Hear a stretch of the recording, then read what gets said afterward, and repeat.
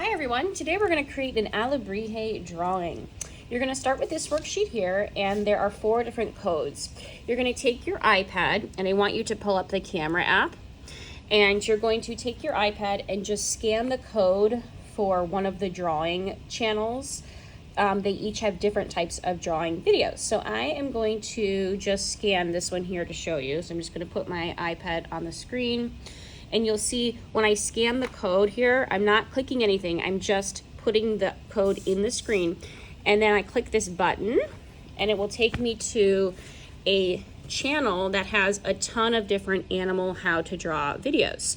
So I'm gonna find an animal that I like and click on it, and I'm gonna draw that animal. I am going to use a black Sharpie marker and a white piece of paper to draw. So let's pretend I watched my video and I drew my whole animal. So I drew a dragon for my Alebrije. Notice how I didn't color it, I didn't put any designs on it, I just drew the body of the animal, and then I stopped. Now I'm going to flip to the back of my worksheet, and you will see a whole bunch of different patterns and designs. We know that Alebrijes are very detailed with patterns and bright colors. So I am going to take now my oil pastels, and I'm going to try and put some patterns on my Alebrije. I want you to try and use some bright colors. If you look in your oil pastel bin, you will find some really bright neon type colors. So I'm going to stick with those types of colors when I'm drawing my patterns. I can also draw some of my patterns that are a little bit smaller with my Sharpie marker. So find some that I like, and I'm just going to fill up my whole Alebrije with different types of patterns. So I can start with a simple pattern like a circle pattern. I can get a little bit more complex by trying some, I like that like double square one where it's like a square inside of a square.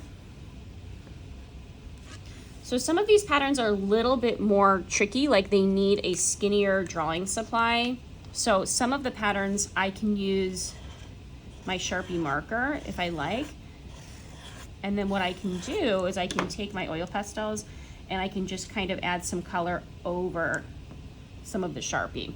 So I'm not coloring in my whole Alebrije, I'm just filling it with different types of patterns to start, and then I'm going to be using some watercolor paint to paint in the rest of the picture. So I'm going to continue to add some patterns and fill up my whole Alebrije.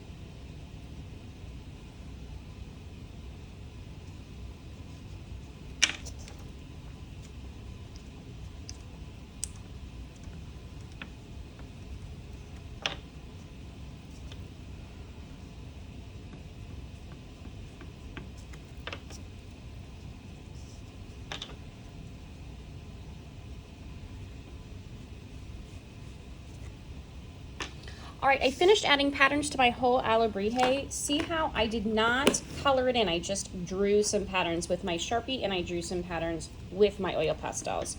Now I'm gonna take my watercolor paint, and we're using liquid watercolor paint today. And remember, liquid watercolor paint already has water in it. I don't have to add any. I'm gonna use my liquid watercolor paint to just paint right over my oil pastels, because we know that oil pastels and liquid watercolor paints go right in their own spaces. They don't cover each other up. So I'm going to choose some nice bright colors to paint my Alebrije. And when I finish painting all the areas, nice bright colors, I am finished. So your Alebrije is going to look kind of abstract. It's not going to look very realistic. We know that that means a type of art where we're adding some differences from real life. So I know that animals from real life are not brightly colored and patterned, but this is an abstract design. So I can add bright colors if I want.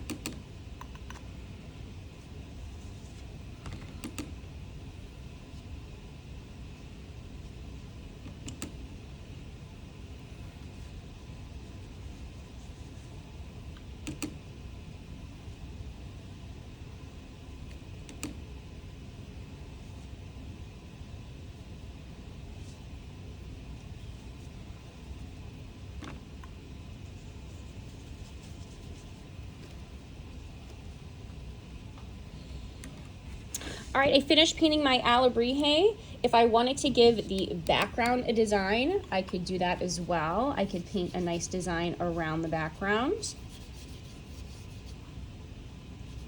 And then when I'm finished, I'm going to put this on the drying rack. All right, boys and girls, don't forget your name and put your work on the drying rack when it's all complete.